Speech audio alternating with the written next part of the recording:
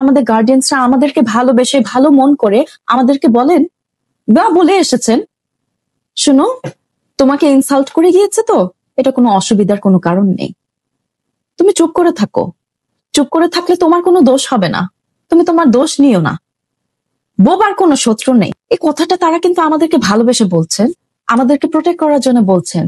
But actually, are we protected? Can we keep ourselves protected by keeping calm, by keeping quiet? আমার তো মনে হয় না। আমার ধারণা হলো বোবার সবচেয়ে বড় শত্রু কিন্তু সে নিজেই।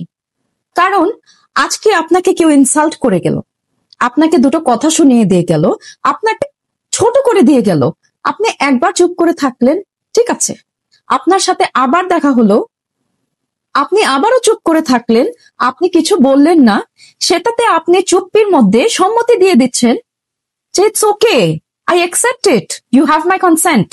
আমাকে মিসট্রিট করা সম্ভব, আই অ্যাকসেপ্ট ইট। আমাকে ইনসাল্ট করা সম্ভব, I accept it. You can walk over me, it's okay because I accepted it with my silence. এটার জন্য আমরা যেটা মনে করি যে বোবার সবচেয়ে বড়